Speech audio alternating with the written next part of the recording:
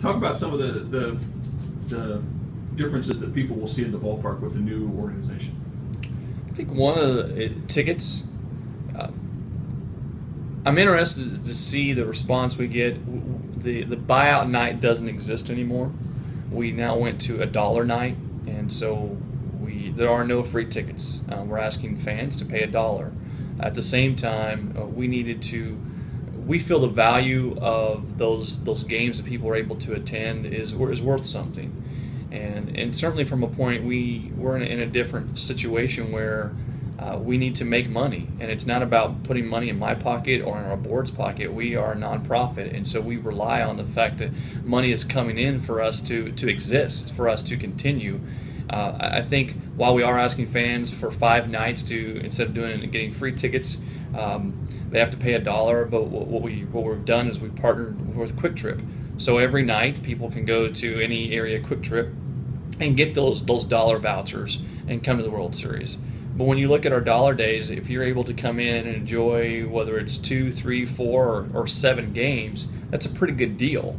And we hope people understand that and relate to that. We've also increased just the different opportunities or options for our ticket packages. And you can enjoy some great baseball for a very minimal cost if you just kind of go on our website and look at the different options that we have.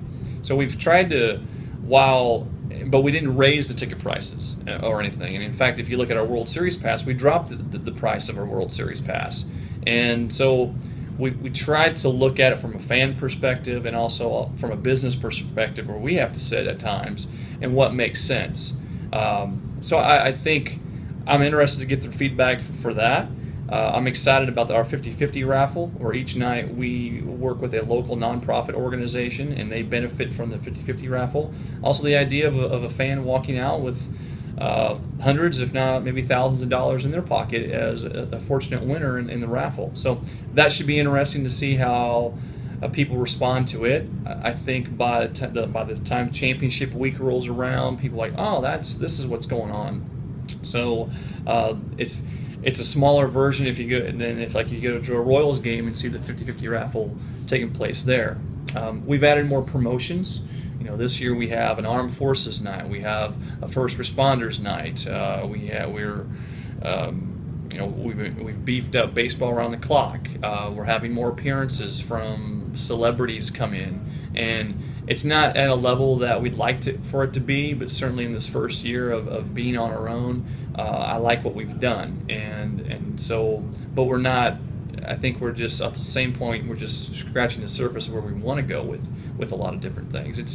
It is a bear to try to cover 16 nights and make every night memorable, and so hopefully when someone does come out the first night of the World Series or whenever the time that may be, that it is memorable and they want to come back again. And that's really what we wanted to do with our ticket situations, is where they go, okay, you know what, that was economical, that was valuable. I want to go, I want to come back out again.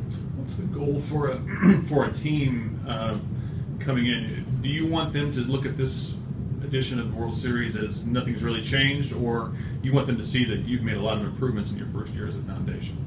From a team perspective, I hope they see that we have to look at it.